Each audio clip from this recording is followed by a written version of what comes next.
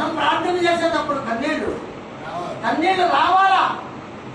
నీకు నీకు ఉన్న బాధను బట్టి, నీకున్న తెగులను బట్టి, నీకున్న అవసరాన్ని బట్టి ఏం చేయాలి? ప్రార్థన చేస్తే నేను కన్నీరు కారుస్తాను. నేను ప్రతిరోజు నా బిడ్డల కోసము, నా సంఘం కోసము ఇన్ని సంవత్సరాల నుంచి తిరుగుతున్నాను. ప్రభు ఎందుకు నూతన ఆత్మలో ఇవ్వలేకపోతున్నాను అడుగుతున్నా. ప్రతిరోజు కూడా నాకు సంబంధం లేదు. ఇజ్రాయేల్ దేశాన్ని పరిపాలన చేస్తున్న బెంజమిన్ నెతన్యాహు వరకు తన ఆరోగ్యం వరకు క్యాన్సర్తో ఉన్నాడు అని చెప్తుంటే ఆ క్యాన్సర్ వరకు ప్రార్థన నాకు దగ్గర ఆయన ఎందుకు ప్రార్థన చేస్తున్నారో తెలుసా? ఇజ్రాయేల్ దేశం కొరకు, యెరూషలేము క్షేమం కోసం కొరకు ప్రార్థన చేస్తే వాడు వర్ధిల్లుతాడని ఉంది. దేవుని వాక్యం ఏముంది?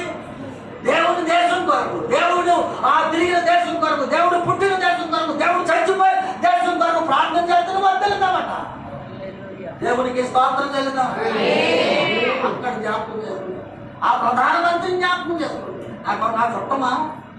నా చుట్టమా అన్నిటి ప్రార్థనలో ఎంత శ్రద్ధ. ప్రార్థన చేస్తే ఎవరికి కూడా ఏదో కుటుంబంగా ప్రార్థన. నీ అవసరాలు తీర్చేది ప్రార్థన, నీ అక్కర్లు తీర్చేది ప్రార్థన, నీ బిడ్డలను బాగు చేసేది ప్రార్థన, నీకు ఆరోగ్యం ఇచ్చేది ప్రార్థన. నీకు ఇచ్చిన ఆయుధమే అది. దేవుడు నీకు ఇచ్చిన ఆయుధం అది ప్రార్థన. ఎంతగా ప్రార్థన చేస్తావు అంతగా నీ బిడ్డలు నీ కళ్ళ ముందు ఆశీర్వదించడం. అలాగని కుటుంబంగా నీ బాధను గుర్తుపెట్టుకోవాలి. నీ బాధను గుర్తుపెట్టుకోవాలా. నీ శ్రమను ఎదురుగుండా పెట్టుకోవాలా. నీ కష్టాన్ని ఎదురుగుండగా పెట్టుకోవాలా. నీ అవసరాన్ని ఎదురుగుండగా పెట్టుకోవాలి.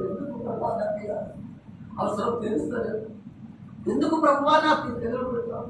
ఎందుకు ప్రభువా నాకు ఇస్తాను? ఆ బాధ పెడతాను. నాకెందుకు ఈ పనులు పెట్టావు? దాని వెనుక ఉన్న ఆశీర్వాదం ఏంటో చూపించు. దాని వెనుక ఉన్న ఆశీర్వాదం ఏంటో చూపించు. నాకు పోరాడే జీవితం కావాలి. క్రైస్తవులు అంటే ఏంటండి? పోరాడే జీవితం కావాలి.